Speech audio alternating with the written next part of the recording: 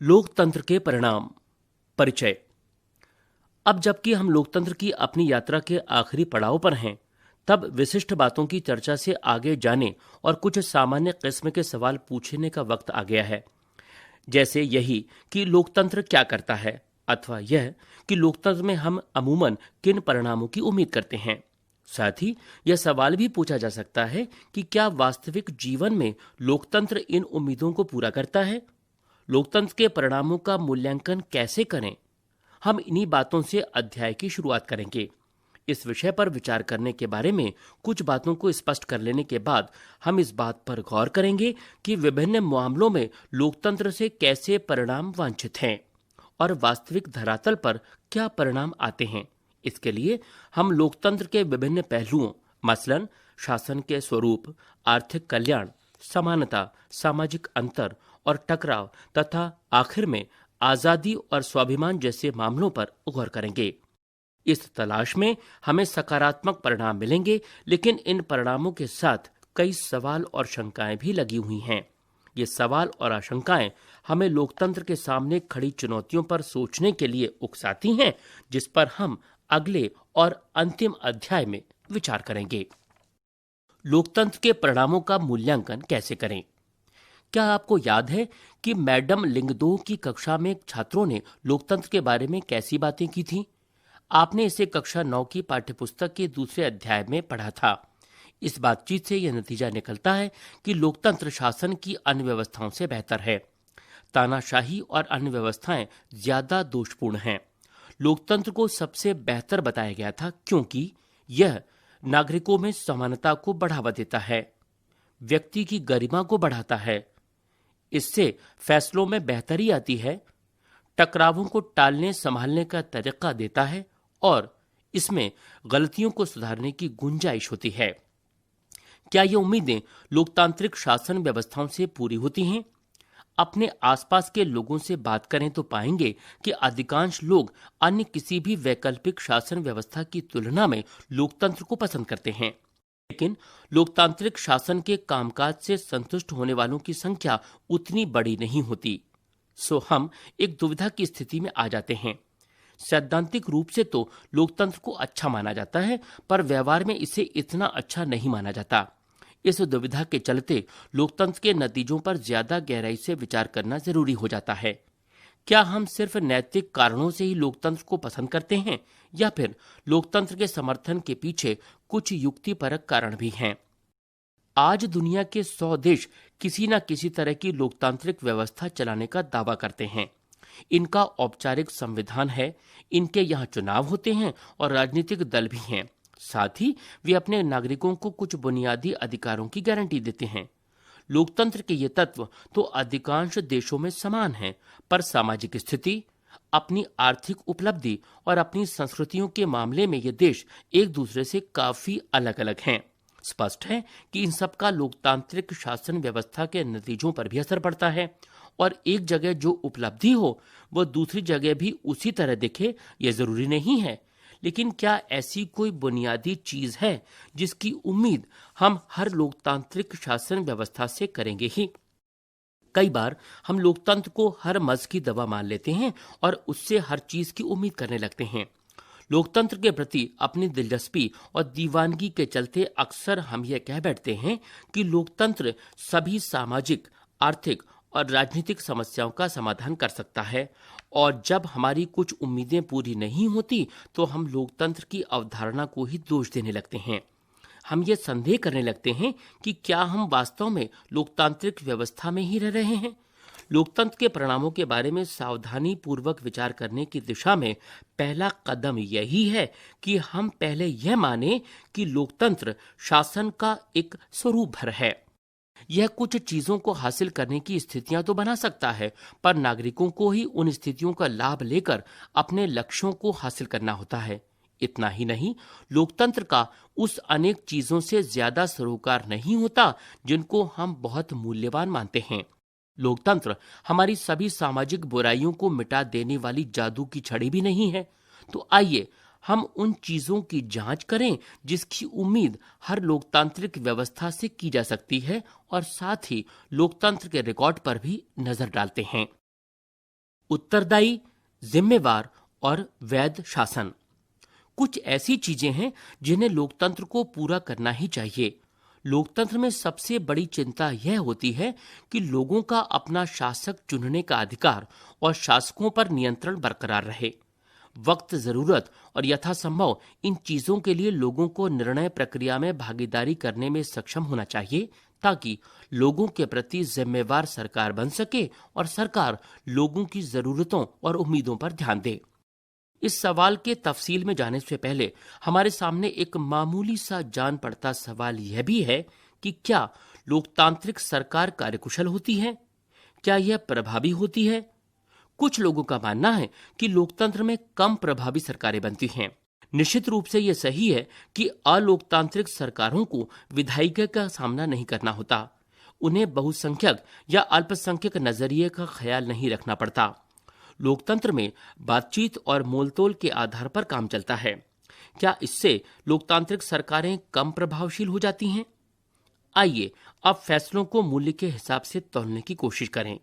ऐसी सरकार की कल्पना कीजिए जो बहुत तेज फैसले लेती है, लेकिन ये सरकार ऐसे फैसले भी ले सकती है जिसे लोग स्वीकार न करें और तब ऐसे फैसलों से परेशानी हो सकती है। इसकी तुलना में लोकतांत्रिक सरकार सारी प्रक्रिया को पूरा करने में ज्यादा समय ले सकती है, लेकिन इसने पूरी प्रक्रिया को माना है, इसलिए इस बात की ज्यादा संभावना है कि लोग उसके फैसले को मानेंगे और वे ज्यादा प्रभावी होंगे। इस प्रकार लोकतंत्र में फैसला लेने में जो वक्त लगेगा वो बेकार नहीं जाता। अब दूसरे पहलू पर नजर डालें। लोकतंत्र में इस बात की पक्की व्यवस्था होती है कि फैसले कुछ कायदे कानून के अनुसार होंगे, और अगर कोई नागरिक यह जानना चाहे कि फैसले लेने में नियमों का पालन हुआ है या नहीं, तो वह इसका पता कर सकता है। उसे यह न सिर्फ जानने का अधिकार है, बल्कि उसके पास इसके साधन भी उपलब्ध हैं। इसे पारदर्शिता कहते हैं। यह चीज अक्सर गैर लोकतांत्रिक सरकारों में नहीं होती। इसलिए जब हम लोकतंत्र के परिणामों पर गौर कर रहे हैं तो ये उम्मीद करना उचित है कि लोकतांत्रिक व्यवस्था में ऐसे सरकार का गठन होगा जो कायदे कानून को मानेगी और लोगों के प्रति जवाबदेह होगी। हम ये उम्मीद भी कर सकते हैं कि लोकतांत्रिक सरकार नागरिकों को निर्णय प्रक्रिया में हिस्सेदार बनाने और खुद को उनके प्रति जवाबदेह बनाने वाली कार्यविधि भी विकसित कर लेती है। अगर आप इन नतीजों के आधार पर लोकतांत्रिक व्यवस्था को तौलना चाहते हैं तो आपको इन व्यवस्थाओं और व्यवहारों पर गौर करना होगा। नियमित और निष्पक्ष चुनाव, प्रमुख नीतियों और नए कानूनों पर खुली सार्वजनिक चर्चा और सरकार तथा इसके कामकाज के बारे में जानकारी पाने का नागरिकों का सूचना का अधिकार।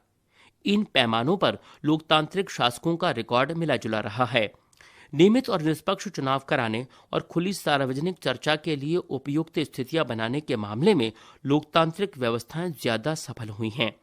पर ऐसे चुनाव कराने में जिसमें सबको अवसर मिले अथवा हर फैसले पर सार्वजनिक बहस कराने के मामले में उनका रिकॉर्ड ज्यादा अच्छा नहीं रहा है। नागरिकों के साथ सूचनाओं का साझा करने के मामले में भी उनका रिकॉर्ड खराब रहा है। पर इनकी तुलना जब हम गैर लोकतांत्रिक शासनों से करते हैं तो इन क्षेत्रों का भी उनका प्रदर्शन बेहतर ही ठहरता है। एक व्यापक धरातल पर लोकतांत्रिक सरकारों से यह उम्मीद करना उचित ही है कि वे लोगों की जरूरतों और मांगों का ध्यान रखने वाली हों और कुल मिलाकर भ्रष्टाचार से मुक्त शासन दें। इन दो मामलों में भी लोकतांत्रिक सरकारों का रिकॉर्ड प्रभावशाली नहीं है। लोकतांत्रिक व्यवस्थाएं अक्सर लोगों को उनकी जरूरतों के लिए तरसाती हैं और आबादी के एक बड़े हिस्से की मांगों की उपेक्षा करती हैं। भ्रष्टाचार के आम किस्से इस बात की गवाही देते हैं कि लोकतांत्रिक व्यवस्था इस बुराई से मुक्त नहीं है। पर इसके साथ इस पर भी ध्यान दें कि गैर लोकतांत्रिक सरकारें कम भ्रष्ट हैं या लोगों की जरूरतों के प्रति संवेदनशील हैं। यह कहने का कोई आधार नहीं है। बहरहाल एक मामले में लोकतांत्रिक शासन व्यवस्था निश्चित रूप से अन्य शासनों से बेहतर है। यह वैध शासन व्यवस्था है। यह सुस्त हो सकती है पर कम कार्यकुशल हो सकती है। इसमें भ्रष्टाचार हो सकता है। यह लोगों की जरूरतों की कुछ हद तक अनदेखी कर सकती है। लेकिन लोकतांत्रिक शासन व्यवस्था लोगों की अपनी शासन व्यवस्था है। इसी कारण पूरी दुनिया में लोकतंत्र के विचार के प्रति जबरदस्त समर्थन का भाव है। साथ दिए गए दक्षिण एशिया के प्रमाणों से जाहिर है कि यह समर्थन लोकतांत्रिक शासन वाले मुल्कों में तो है, उन देशों में भी जहां लोकतांत्रिक सरकारें नहीं हैं, लोग अपने द्वारा चुने गए प्रतिनिधियों का शासन चाहते हैं। वे यह भी मानते हैं कि लोकतंत्र उनके देश के लिए उपयुक्त है। अपने लिए समर्थन पैदा करने की लोकतंत्र की क्षमता भी लोकतंत्र का एक परिणाम ही है और इसकी अनदेखी नहीं की जा सकती। आर्थिक समृद्धि और विकास। अगर लोकतांत्रिक शासन में अच्छी सरकार की उम्मीद की जा सकती है, तो उससे विकास की उम्मीद करना क्या उचित नहीं है? अगर हम 1950 से 2000 के बीच के सभी लोकतांत्रिक शासनों और तानाशाहियों के कामकाज की तुलना करें तो पाएंगे कि आर्थिक समृद्धि के मामले में तानाशाहियों का रिकॉर्ड थोड़ा बेहतर है। उच्चतर आर्थिक समृद्धि हासिल करने में लोकतांत्रिक शासन की ये अक्षमता हमारे लिए चिंता का कारण है। पर अकेले इसी कारण से लोकतंत्र को खारिज नहीं किया जा सकता। जैसा कि आपने अर्थशास्त्र में पढ़ा है, आर्थिक विकास कई कारकों, मसलन देश की जनसंख्या के आकार, वैश्विक स्थिति, अन्य देशों से सहयोग और देश द्वारा तय की गई आर्थिक प्राथमिकताओं पर भी निर्भर करता है।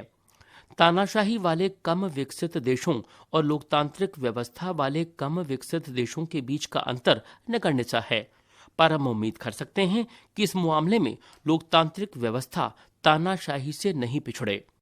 तानाशाही और लोकतांत्रिक शासन वाले देशों के आर्थिक विकास दर में अंतर भले ज्यादा हो, लेकिन इसके बावजूद लोकतांत्रिक व्यवस्था का चुनाव ही बेहतर है, क्योंकि इसके अन्य अनेक सकारात्मक फायदे हैं।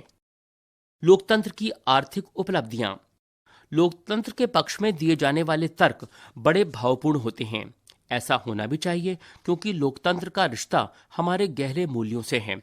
इन तर्कों के इर्द गिर्द होने वाली बहसों को साधारण तरीके से नहीं निपटाया जा सकता। फिर भी तथ्यों और आंकड़ों के आधार पर लोकतंत्र के बारे में थोड़ी बहस चलाने में हर्ज नहीं है। लोकतंत्र की आर्थिक उपलब्धियों के बारे में भी ऐसी बहस की जा सकती है।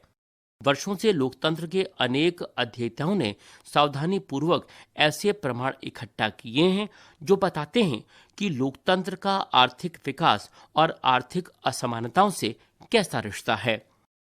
असमानता और गरीबी में कमी। आर्थिक समृद्धि की बात तो खैर है ही, लेकिन लोकतांत्रिक व्यवस्थाओं से ये उम्मीद रखना कहीं ज्यादा तर्कसंगत है कि वे आर्थिक असमानता को कम करेंगी।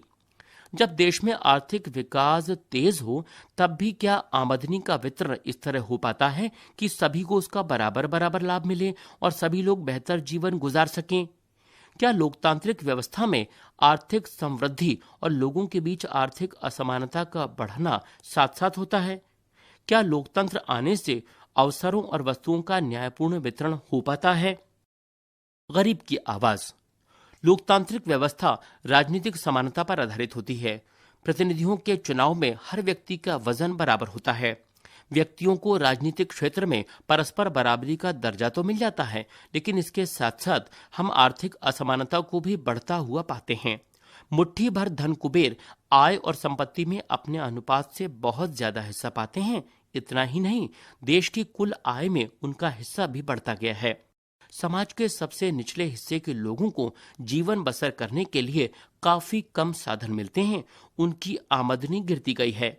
कई बार उन्हें भोजन, कपड़ा, मकान, शिक्षा और इलाज जैसी बुनियादी जरूरतें पूरी करने में मुश्किल आती है। वास्तविक जीवन में लोकतांत्रिक व्यवस्थाएं आर्थिक असमानताओं को कम करने में ज्यादा सफल नहीं हो पाई हैं। अर्थशास्त्र की कक्षा 9 की पाठ्यपुस्तक में आपने भारत की गरीबी के बारे में सुना है। हमारे मतदाताओं में गरीबों की संख्या काफी बड़ी है, इसलिए कोई भी पार्टी उनके मतों से हाथ धोना नहीं चाहेगी। फिर भी लोकतांत्रिक ढंग से निर्वाचित सरकारें गरीबों के सवाल पर उतना ध्यान देने को तत्पर नहीं जान पड़ती जितने कि आप उनसे उम्मीद करते हैं। कुछ अन्य देशों में हालत इससे भी ज्यादा खराब है। बांग्लादेश में आधी से ज्यादा आबादी गरीबी में जीवन गुजारती है। अनेक गरीब देशों के लोग अपनी खाद्य आपूर्ति के लिए भी अब अमीर देशों पर निर्भर हो गए हैं। सामाजिक विविधताओं में सामंजस्य। क्या लोकतांत्रिक शासन व्यवस्थाएं शांति और सद्भाव का जीवन जीने में नागरिकों के लिए मददगार साबित होती हैं? लोकतांत्रिक व्यवस्था से ही उम्मीद करना उचित है कि वह सद्भावपूर्ण सामाजिक जीवन उपलब्ध कराएगी। हमने इससे पहले के अध्यायों में पाया कि लोकतांत्रिक व्यवस्थाएं अनेक तरह के सामाजिक विभाजनों को संभालती हैं। हमने पहले अध्याय में देखा कि किस तरह बेल्जियम ने अपने यहाँ के विभिन्न जातीय समूहों की आकांक्षाओं के बीच सफलतापूर्वक सामंजस्य स्थापित किया। लोकतांत्रिक व्यवस्थाएं आमतौर पर अपने अंदर की प्रतिद्वंद्विताओं को संभालने की प्रक्रिया विकसित कर लेती हैं। इससे इन टकरावों के विस्फोटक या हिंसक रूप लेने की अंदेशा कम हो जाता है। कोई भी समाज अपने विभिन्न समूहों के बीच के टकरावों को पूरी तरह और स्थायी रूप से नहीं खत्म कर सकता, पर हम इन अंतरों और विभेदों का आदर करना सीख सकते हैं और इनके बीच बातचीत में सामंजस्य बैठाने का तरीका विकसित कर सकते हैं। इस काम के लिए लोकतंत्र सबसे अच्छा है। गैर लोकतांत्रिक व्यवस्थाएं आमतौर पर अपने अंदरूनी सामाजिक मतभेदों से आंखें फेर लेती हैं या उन्हें दबाने की कोशिश करती हैं। इस प्रकार सामाजिक अंतर, विभाजन और टकरावों को संभालना निश्चित रूप से लोकतांत्रिक व्यवस्थाओं का एक बड़ा गुण है। पर श्रीलंका का उदाहरण हमें इस बात की भी याद दिलाता है कि इस परिणाम को हासिल करने के लिए लोकतांत्रिक व्यवस्थाओं को स्वयं भी 2 शर्तों को पूरा करना होता है। पहला, यह गौर करना जरूरी है कि लोकतंत्र का सीधे सीधे अर्थ बहुमत की राय से शासन करना नहीं है। बहुमत को सदा ही अल्पमत का ध्यान रखना होता है, उसके साथ काम करने की जरूरत होती है, तभी सरकार जन सामान्य की इच्छा का प्रतिनिधित्व कर पाती है। बहुमत और अल्पमत की राय कोई स्थायी चीज नहीं होती। दूसरा, यह भी समझना जरूरी है कि बहुमत के शासन का अर्थ धर्म, नस्ल अथवा भाषाई आधार के बहुसंख्यक समूह का शासन नहीं होता। बहुमत के शासन का मतलब होता है कि हर फैसले या चुनाव में अलग अलग लोग और समूह बहुमत का निर्माण कर सकते हैं या बहुमत में हो सकते हैं। लोकतंत्र तभी तक लोकतंत्र रहता है जब तक प्रत्येक नागरिक को किसी न किसी अवसर पर बहुमत का हिस्सा बनने का मौका मिलता है। अगर किसी को जन्म के आधार पर बहुसंख्यक समुदाय का हिस्सा बनने से रोका जाता है, तब लोकतांत्रिक शासन उस व्यक्ति या समूह के लिए समावेशी नहीं रह जाता। नागरिकों की गरिमा और आजादी। व्यक्ति की गरिमा और आजादी के मामले में लोकतांत्रिक व्यवस्था किसी भी अन्य शासन प्रणाली से काफी आगे है। प्रत्येक व्यक्ति अपने साथ के लोगों से सम्मान पाना चाहता है। अक्सर टकराव तभी पैदा होता है जब कुछ लोगों को लगता है कि उनके साथ सम्मान का व्यवहार नहीं किया गया। गरिमा और आजादी की चाह ही लोकतंत्र का आधार है।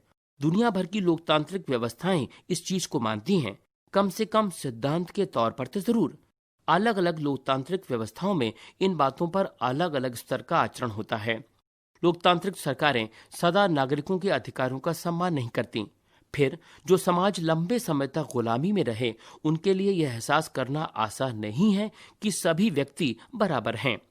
यहाँ स्त्रियों की गरिमा का ही उदाहरण लें। दुनिया के अधिकांश समाज पुरुष प्रधान समाज रहे हैं। महिलाओं के लंबे संघर्ष के बाद अब जाकर यह माना जाने लगा है कि महिलाओं के साथ गरिमा और समानता का व्यवहार लोकतंत्र की जरूरी शर्त है। और आज अगर ये कहीं हालत है तो उसका यह मतलब नहीं है कि औरतों के साथ सदा से सम्मान का व्यवहार हुआ है। बहरहाल, एक बार जब सिद्धांत रूप में इस बात को स्वीकार कर लिया गया है और अब औरतों के लिए वैधानिक और नैतिक रूप से अपने प्रति गलत मान्यताओं और व्यवहारों के खिलाफ संघर्ष करना आसान हो गया है। अलोकतांत्रिक व्यवस्था में यह बात संभव न थी, क्योंकि वहां व्यक्तिगत आजादी और गरिमा न तो वैधानिक रूप से मान्य है न नैतिक रूप से। यही बात जातिगत असमानता पर भी लागू होती है।